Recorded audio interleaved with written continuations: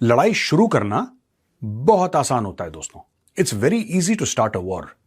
क्या करना है? आपने फोन उठा के बोलना ही तो है। फौज आपके पास है, जो हेड ऑफ स्टेट है वो फोन उठा के बोलेगा I want this to be done and it will be done. After all you are the head of state. अब दोस्तों बात यह है कि हेड ऑफ स्टेट अगर फोन करेगा तो फाइटर जेट्स उड़ेंगे, बॉम्बर्स उड़ेंगे, ये सारा का सारा एक मोशन में आ जाएगा। प्रॉब्लम यह है कि जब वही हेड ऑफ स्टेट जिसने की जंग की शुरुआत करवाई है हुक्म देके कि अटैक, वो जब बोलता है स्टॉप, तो तब स्टॉप नहीं होता। उसका कारण है, जब आप स्टार्ट बोलते हो ना लड़ाई के लिए, तब एक ही पार्टी होती है जो स्टार्ट करती है, लेकिन जब आप स्टॉप बोलते हो तब तक 2 या 3 पार्टियां हो चुकी होती हैं। आप उनको तो नहीं कह सकते ना स्टॉप, क्योंकि शुरुआत आपने की थी। अब मैं आपको बताता हूं इस पूरे मामले में हुआ क्या है, और यहां पे आपको ऑपरेशन सिंदूर के बारे में बताना बहुत जरूरी है। और मुझे ऐसा लगता है कि ठीक है, अमेरिका वर्ल्ड का सबसे बड़ा सुपर पावर है, इकोनॉमिक और मिलिट्री, लेकिन इंडिया से उसको सीखना चाहिए। बहुत यहां पे क्रिटिसिज्म हुआ, क्यों रोक दिया मोदी जी ने, क्यों फौज ने रोक दिया, पीओके ले लेते, ये सब। देखिए बात ये होती है ना, every war is fought with objectives. हर एक लड़ाई होती है, कम से कम ऐसा होना चाहिए, प्रोफेशनली ऐसा होना चाहिए कि जब आप लड़ाई करने जाते हैं तो आपका एक ऑब्जेक्टिव होना चाहिए कि साहब ये हमारा ऑब्जेक्टिव है, हम इसलिए लड़ाई लड़ने जा रहे हैं।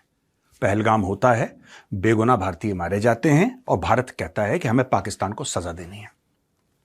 पाकिस्तान जैश ए मोहम्मद, लश्कर ए तैयबा के जितने भी टेररिस्ट कैंप्स हैं, इवन इन पाकिस्तानी पंजाब, उनके ऊपर हमला करता है।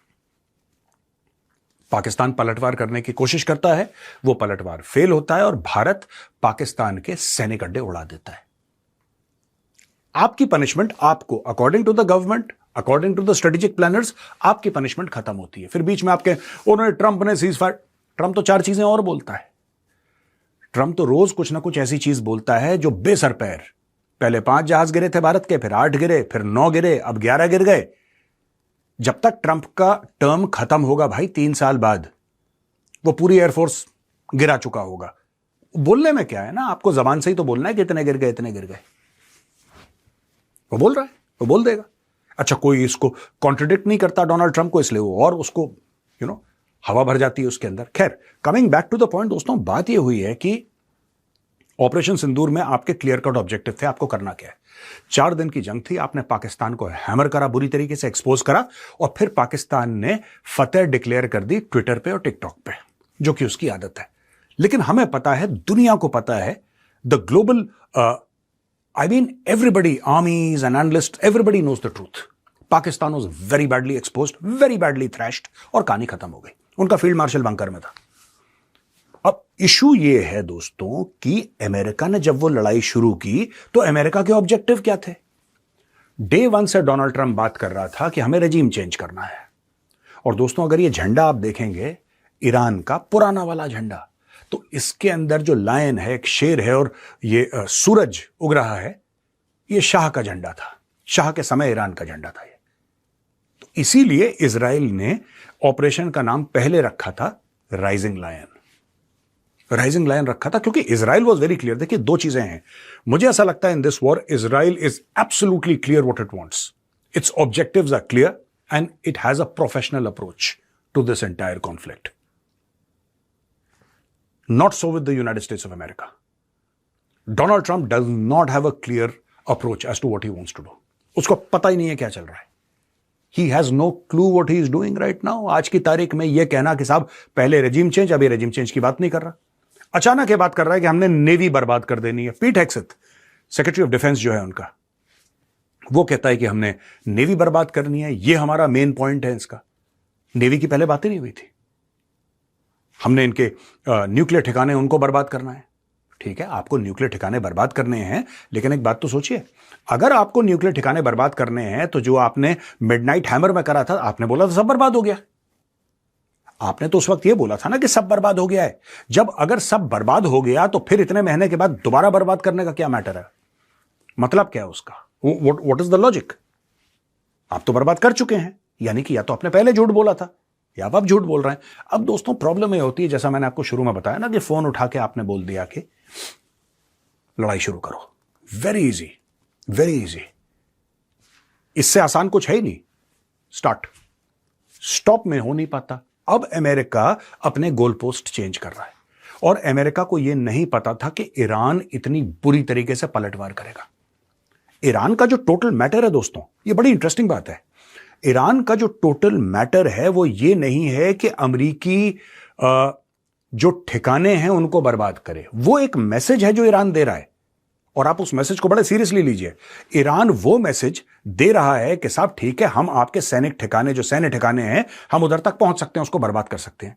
वो साइप्रस तक पहुंचा, वो साइप्रस तक पहुंचा, राइट। और उसने और भी देशों में जहां जहां अमेरिकन ठिकाने थे, जहां पे नहीं भी थे, वहां पे भी उसने बमबारी करी। अब लोग कहते हैं यार अमेरिकन ठिकानों तक तो हमें तुम्हारी बात समझ में आ गई कि साहब तुमने अमेरिकी ठिकानों पे बमबारी कर दी। हमें एक बात यह समझ में नहीं आई कि ये दुबई में होटल में इधर मारना बम और इधर मिसाइल मारनी और इधर ड्रोन मारने, इसका क्या लॉजिक है? दुबई ने तुम्हारा क्या बिगाड़ा है? अब मैं आपको बताता हूं कि ईरानियन माइंडसेट क्या है दोस्तों।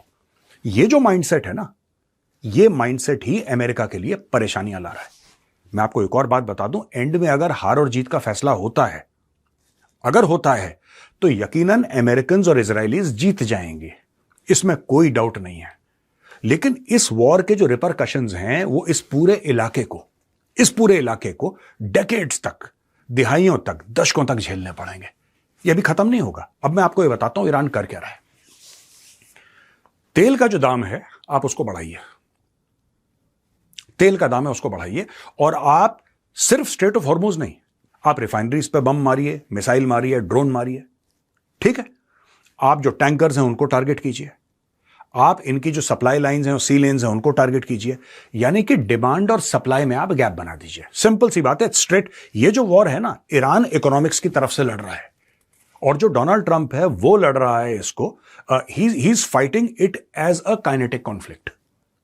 Iran is fighting economically. Iran क्या कर रहा है मैं आपको बताता हूं। देखिए, आपने, यानी कि ईरान ने अरामको की जो रिफाइनरी थी उधर बम मारा, ठीक है, वो बंद हो गई।